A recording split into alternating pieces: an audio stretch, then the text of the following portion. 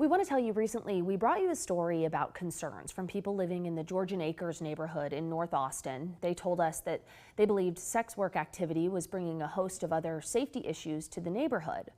Now, after that story aired, other neighbors reached out to us with the context that they worried some of the women shown in the story might be victims of trafficking.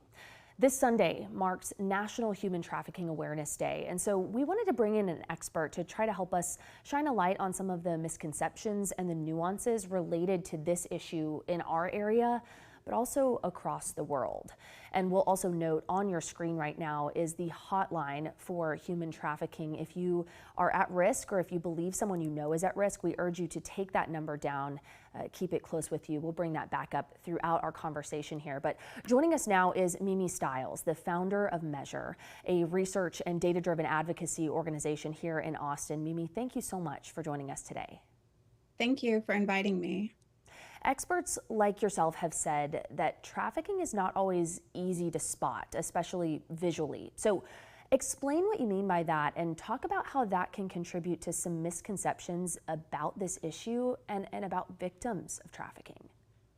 You know, one of the biggest misconceptions about trafficking is that it always looks extreme or it's incredibly obvious for someone to spot, right? In reality, trafficking is often hidden in plain sight. It's something that can sometimes be right there in front of us, and we might just not recognize it. It can look like a young person, seeking housing and seeking food, or protection, from an adult. It can look like someone being controlled emotionally or physically, or just emotionally and not necessarily physically. We're really living in a moment right now where we need to see those that are suffering this type of atrocity.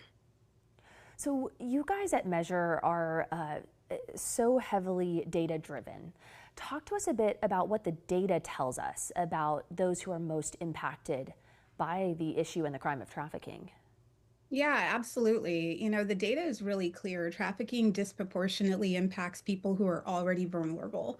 That's number one. In Texas, it looks like women and girls, especially Black and brown girls. It looks like young people. It looks like foster youth. It looks like those that are experiencing housing instability. It looks like people that might already be justice impacted or within the juvenile justice system. We know that there has been over 2,400 or so calls and signals that the Texas, National Human Trafficking Line has received, and so it's absolutely a major concern, especially right now. There's changes that have happened politically where now politics are really shaping how people are even seen, and the data is even tracking those that are being harmed in trafficking.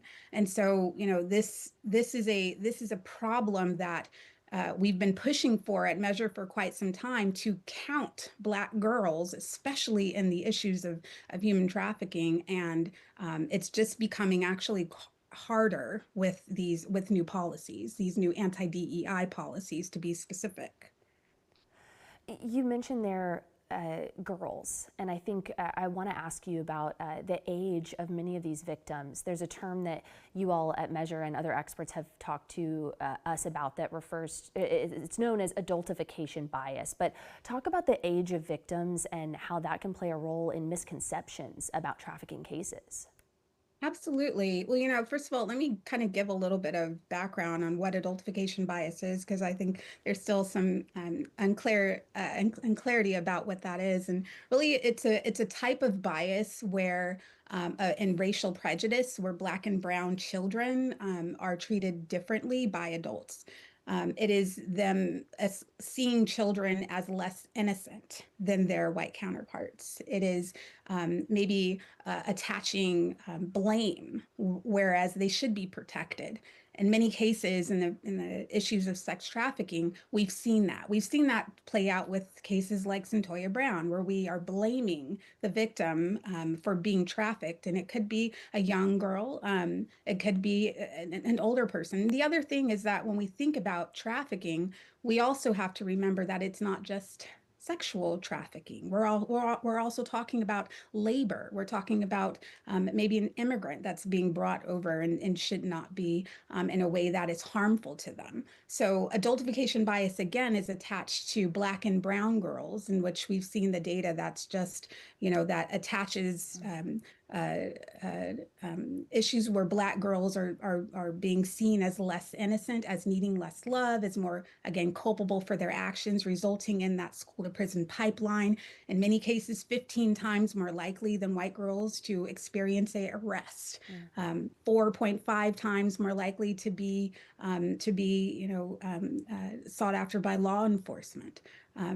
We've continued to fight against adultification bias, and in reality, even this talk right now, remembering that adultification bias exists, is one of those positive measures to see change. Thank you so much for that explanation, and those statistics are staggering. We want to remind people that Sunday is a National Day of Awareness, so trying to continue to bring this topic to the forefront. People are encouraged to wear blue in support of raising awareness, but what else can people at home do to take action? If they're hearing this conversation, they're hearing that data, what are some tools, what are some steps folks can take to be a part of a change? I think it's number one is learn how to protect girls. And in Measure's case, learn how to protect Black girls.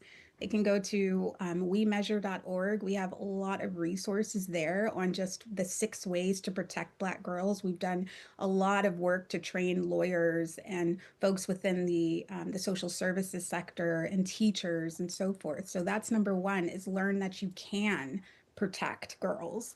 Number two, it's wearing blue as this day approaches is a great symbol. I'm definitely going to be wearing blue, but action really does go beyond awareness. People can start learning again the realities of trafficking, not just taking on the myths. And again, sometimes when you take on those myths, we fail to see Black girls, we fail to see brown girls, we fail to count them in this problem. And again, having conversations with your neighbors, with your friends, with your churches, supporting organizations like Measure to do this work locally, and then also really being able to step in as an advocate. There's so many great organizations out here in Austin that are advocating for survivor-centered policies, and if anything doesn't feel right, say something, do something about it, speak up, because there might be a girl that's counting on you to do so. Mimi, thank you so much. Organizations, you mentioned great ones, and we know you guys over at Measure are doing such incredible work to bring this to the forefront. So thanks for your time today. We so appreciate it, and we hope to speak with you again soon about important topics like this one. We also want to remind everybody that if you are looking for help, you can call the toll-free human trafficking hotline. It's right there at the number on your screen. That is just one resource that we will give to you right now. As Mimi said, you can head to their website for more of those resources here in Austin.